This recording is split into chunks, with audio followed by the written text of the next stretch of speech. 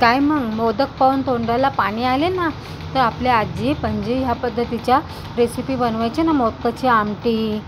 तर चला तर आपण ना याची रेसिपी ना तुम्हाला मी आज सांगते आहे. ही आमटी ना खाल्ल्यानंतर खूपच छान वाटतं. आजीच्या काळातली आठवण जागी झाली. तर मी याची रेसिपी सांगते तुम्हाला.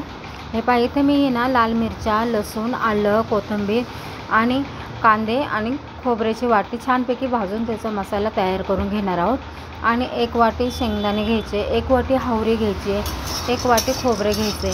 आणि हे ना छानपैकी मंद आचेवर आहे ना खोबरं, शेंगदाणे आणि हावरी छानपैकी खरपूस भाजून घ्यायचे.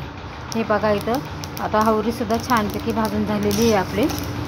तर हावरी ना गॅस कमीच ठेवायचा, कारण तडतड ना जास्त उडत असते ते मग पूर्ण गॅसवर पसरणार, म्हणून नेहमी छानपैकी त्याचं कमीवरच भाजून घ्यायचे. तर आता याचं आहे ना आपण बारीक वाटण करणार आहोत. त्याच्यामध्ये ना मी थोडंसं चवीनुसार मीठ, लाल मिरची पावडर आणि हिरवी कोथिंबीर कटिंग करून आणि थोडेसे हळद पावडर टाकून ना हे सगळं तिन्ही वाटलेलं आणि ते एकत्र मिक्स करून घ्यायचं. इथं जो मसाला काढला आहे ना तो मिक्सरमधून मी ना बारीक करून घेतलेला आहे. आणि इथे आहे ना मी 2 चमचे आहे ना आपलं कोथिंबीर मसाल्याचा वापर करणार आहे, कारण आधी मिरच्या वाटायला घेतल्या होत्या म्हणून इथं मसाला कमी घ्यायचा. इथं तेलात आहे ना मी हळद, मसाला आणि चवीनुसार मीठ टाकलेलं आहे. ते छानपैकी परतून घेतलं की जे वाटण केलेला मसाला आहे ना आपण त्याच्यामध्ये तो ॲड करणार आहोत.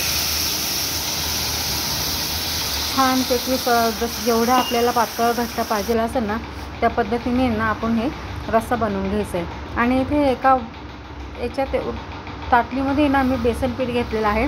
त्याच्यात आहे ना थोडंसं हळद पावडर, थोडंसं चवीनुसार मीठ आणि थोडंसं लाल तिखट घेतलेलं पीठ एकदम घट्टसर मळून घ्यायचं आहे. थोडंसं तेलाचा हात लावून ना पीठ छानपैकी घट्ट मळून घ्यायचं आणि छोट्या छोट्या आहे ना त्याच्या पुऱ्या लाटून घ्यायच्या आहे. आणि त्याच्यात जे आपण बनवलेलं बॅटर आहे ना ते टाकून छोटे छोटे असे मोदक तयार करून घ्यायचे. हे पाहिजे मी ना एका चाळणीला तेल लावून आहे ना त्याच्यात हे मोदक ठेवलेलं आहे. इकडे छान उकळी पण आलेली आहे आपल्या रस्स्याला, तर त्याच्यावर आहे ना कोथिंबीर टाकते मी आता. आणि इकडे जे आपण हे मोदक आहे ना ते छानपैकी ना उकडून घेऊया. हे पहा उकडून घेतलेले मी मोदक, हाताला चिटकले नाही म्हणजे आपले तयार आहेत. हे पहा इथे मोदक एका प्लेटमध्ये घेतलेला आहे. गरमागरम आमटी आपण त्याच्यावर घेणार आहोत. हे पहा किती सुंदर असं सुगंध सुटला आहे घरभर. छानपैकी आमटीचा वास येतोय.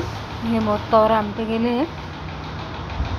आता छानपैकी बाजरीची भाकरी, ज्वारीची भाकरी किंवा तांदळाची भाकरी किंवा चपाती याबरोबर तुम्ही घ्यायचं आहे खायला. खूप